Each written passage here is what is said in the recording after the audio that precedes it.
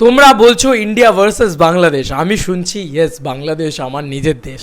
Hey guys, welcome to my channel. আমি মহারাজ। আমরা এখন একটা দারুণ দুর্ধর্ষ দুরন্ত একটা জিনিস নিয়ে কথা বলবো। বন্ধুরা, ইন্ডিয়ার সবথেকে বড়, এখানকার সবথেকে বড় নিউজ মিডিয়া যদি কিছু হয়ে থাকে, বা নিউজ পোর্টাল যদি কিছু হয়ে থাকে, বা নিউজ পেপার যদি কিছু হয়ে থাকে, আমাদের এখানকার ঐতিহ্যবাহী নিউজ পেপারের নাম তো তোমরা শুনেইছো, আনন্দবাজার। ইয়েস, এবং কলকাতার ঐতিহ্যবাহী news paper, top news paper, সবথেকে মানে একদম নাম্বার 1 টিআরপিতে থাকা নিউজ পেপার যদি কিছু হয়, সেটা কিন্তু আনন্দবাজার। সেই আনন্দবাজারেরই একটা নিউজ পোর্টাল হচ্ছে আনন্দবাজার অনলাইন, যেটা কিন্তু দীর্ঘদিন ধরে আমাদের এখানের বেস্ট নিউজ পোর্টাল, বেস্ট কাজকর্মটা করে আসছে। তারা এবার মাতলো শাকিব খানকে নিয়ে। বন্ধুরা, শাকিব খানের প্রশংসায় তারা মাতলো, তারা মেগাস্টার শাকিব খানকে নিয়ে বিভিন্ন রকম পোস্ট লেখা শুরু করলো। বন্ধুরা, আমি তোমাদেরকে লিঙ্ক দেবো, আমি তোমাদেরকে এবারে সেভ করে রেখেছি। একটা দুরন্ত ছবি তারা আমাদের সামনে নিয়ে এসছে। এই ছবিটা কিন্তু এর আগে তোমরা কিন্তু কোথাও দেখোনি। এটাই কিন্তু পাওয়ার অফ আনন্দবাজার, ঠিক আছে? আমি তোমাদেরকে ছবিটা দেখাই। মিমি চক্রবর্তী বসে রয়েছেন লাল একটা গর্জিয়াস ড্রেস পরে, এবং মেগাস্টার শাকিব খান বসে রয়েছেন একটা ব্লু কালারের ব্লেজার পরে। পিছনে তার পুরো ডনের গ্যাং, এবং সেই ছবিটা কিন্তু আমরা দেখতে পাচ্ছি। এটাই আনন্দবাজারের কামাল, যে আনন্দবাজার যেটাই করবে একটা এক্সক্লুসিভ একটা ছবি দিয়ে তারা করে। যাই হোক, আনন্দবাজার কী লিখেছে একটুখানি পড়ি। বাংলাদেশে চলছে তুফান ঝড়, ভারতে মুক্তি কি চলতি মাসেই? জল্পনা টলিপাড়ায়। বাংলাদেশে মুক্তির চর্চার পর চর্চায় রয়েছে তুফান। শাকিব মিমি অভিনীত ছবি এপার বাংলায় চলতি মাসেই মুক্তি পাওয়ার সম্ভাবনা রয়েছে। সম্প্রতি ঈদের দিনে বাংলাদেশে মুক্তি পেয়েছে শাকিব খান ও মিমি চক্রবর্তী অভিনীত ছবি তুফান।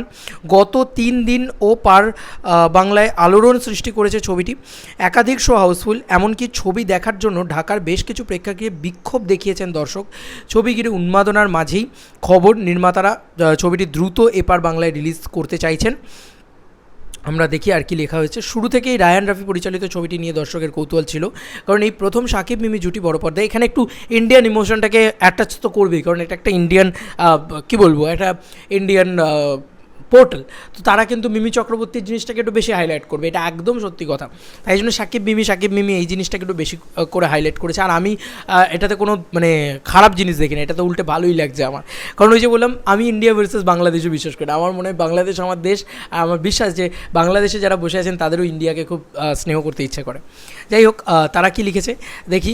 ছবি মুক্তির পর গত 3 দিন ধরে ঢালিউড বক্স অফিসে আলোড়ন সৃষ্টি করেছে তুফান। ফলে এপার বাংলাও দর্শকের সমাজ মাধ্যমে দ্রুত ছবিটি দেখার ইচ্ছা প্রকাশ করেছেন।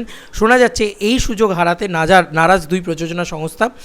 তারা দ্রুত এপার বাংলাতে তুফান রিলিজ করতে উদ্যোগী। সূত্রের দাবি, ছবিটি আগামী 28শে জুন ভারতে মুক্তি পেতে পারে। তবে এই প্রসঙ্গে এখনও প্রযোজনা সংস্থার তরফে কোনো ঘোষণা হয়নি। কে বলেছে ঘোষণা হয়নি? এই কথাটা একটুখানি ভুল হয়েছে, আমি বলে রাখি। এরা একটু আধটু ভুলও দেয় অনেক সময়। তো ঘোষণা হয়ে গেছে ইন্টারন্যাশনাল রিলিজ 28শে জুন। যাই হোক, অতীতে বাংলাদেশের বেশ কিছু বড় বাজেটের ছবি এপার বাংলায় মুক্তি পেয়েছিল। তালিকায় রয়েছে হাওয়া ও সুড়ঙ্গ। ছবিগুলি দর্শকের মনে দাগ কাটলেও বক্স অফিসে সেইভাবে কামড় বসাতে পারেনি। এখন তুফান যদি এপার বাংলার দর্শক টানতে সক্ষম হয়, তবে আগামী দিনে ভারত বাংলাদেশের যৌথ প্রযোজনার ক্ষেত্রটি আরও সুগম হবেই বলে মনে করছে ইন্ডাস্ট্রির একাংশ। শোনা যাচ্ছে নির্মাতারা খুব শীঘ্রই এ বিষয়ে ঘোষণা করবেন। দারুণ একটা দারুণ পোর্টাল, একটা দারুণ খবর। এবং বিশেষ করে আমার এই ছবিটা না ভীষণ ভালো লেগেছে।